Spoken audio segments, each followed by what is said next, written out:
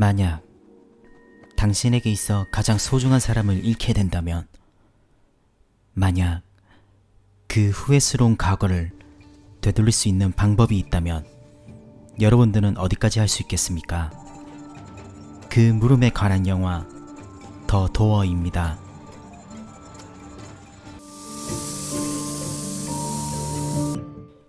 유명 화가인 다비드. 그는 한 가족의 가장이지만 가족의 소중함을 잃어버린 채 살아가고 있었습니다. 그리고 그의 딸 레오니.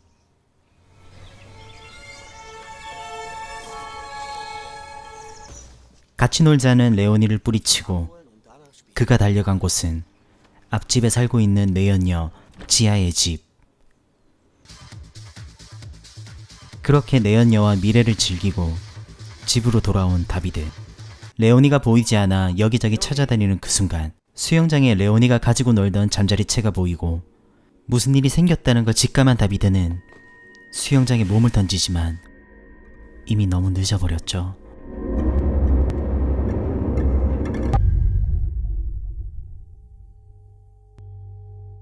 그렇게 사랑하는 딸 레오니를 떠나보내게 되고, 그로부터 5년 뒤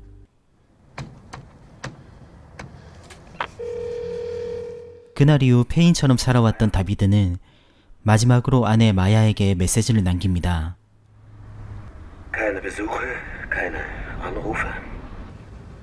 Es tut mir leid.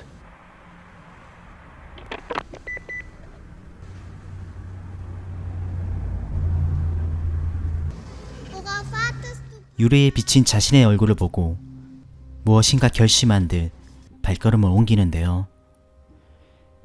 그가 도착한 곳은 사고가 났던 수영장. 이내 딸의 뒤를 따라가기로 결심한 다비드는 수영장에 몸을 던지지만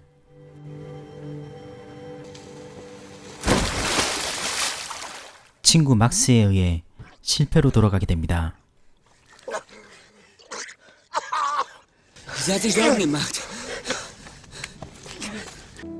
Du stehst ab heute Nacht bei uns im Bett. 친구의 위로는 귀에 들어오지 않고 살아남은 게 오히려 더 괴롭고 고통스러운 다비드. 그런 다비드 앞에 계절과는 어울리지 않는 나비 한 마리가 맥없이 쓰러져 있습니다. 다비드의 온기에 반응이라도 하는 걸까요? 나비가 날아가는 방향으로 무엇인가에 홀린 듯 걷기 시작합니다. 그렇게 도착한 어느 한 터널.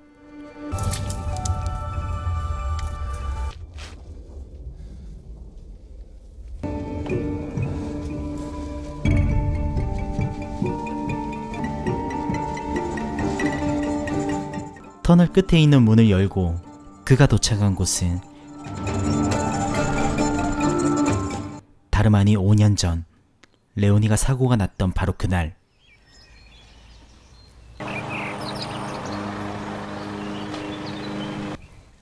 눈앞에 내연녀의 집으로 향하는 자신의 모습이 보이고 익숙한 음악이 들리는 그 순간, 그날임을 눈치챈 다비드는 집으로 달려가 레오니를 구하게 됩니다.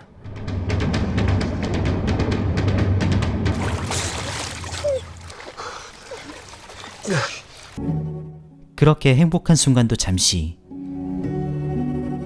과거에 있는 또 다른 자신이 집으로 오게 됩니다.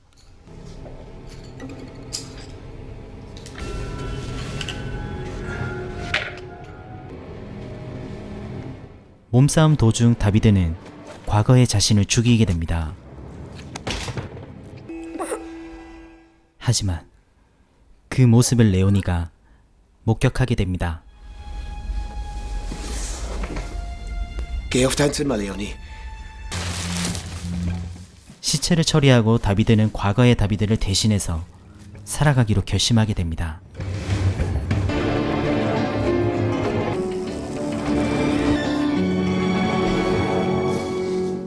하지만 살인하는 장면을 목격하게 된 레오니는 다비드에게 적대적으로 대하게 되고, 그런 레오니의 마음을 얻기 위해 다비드는 과거에 하지 못했던 아빠 노릇을 하기 시작합니다. 평소에 다니기 싫어했던 학원도 그만두게 해주고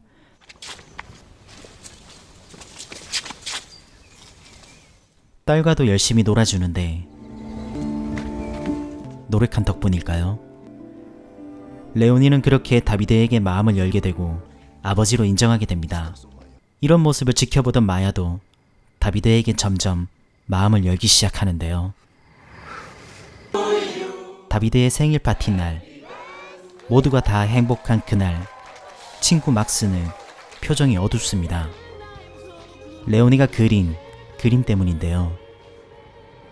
사실 며칠 전 다비드는 막스에게 모든 사실을 말해 주었는데 막스는 믿지 않았었죠.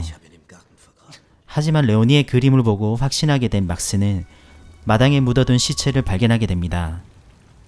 그렇게 다비드와 막스는 몸싸움을 하게 되고 그 순간 뒤에서 옆집 남자가 막스를 죽이게 됩니다. 무슨 이유에선지 이웃집 남자는 막스의 시체를 옮기는 것까지 도와주는데요. 그렇습니다. 이웃집 남자도 과거의 자신을 죽이고 그 자리를 대신하고 있었던 것이었죠. 이대로는 위험하다고 판단한 다비드는 터널을 통해 가족을 데리고 자신이 왔던 세계로 돌아가려 하지만 옆집 남자에 의해 실패하고 마는데요.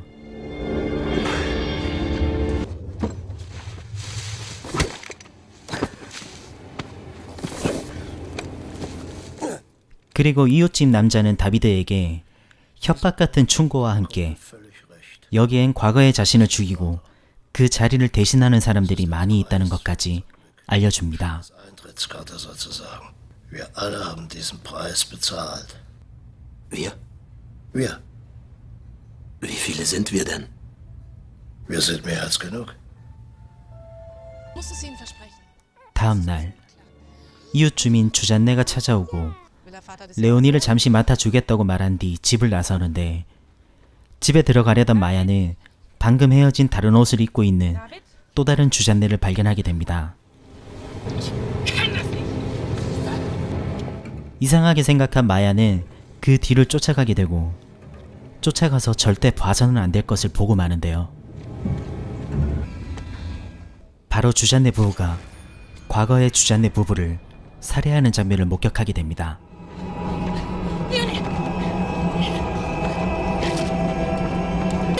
Okay, aber beruhig dich erst, Maya.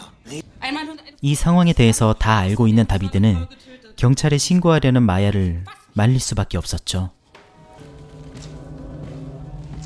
주잔네 부부는 다비드 집으로 찾아와 아까 마야가 데리고 도망쳤던 자신들의 딸을 데려가게 됩니다.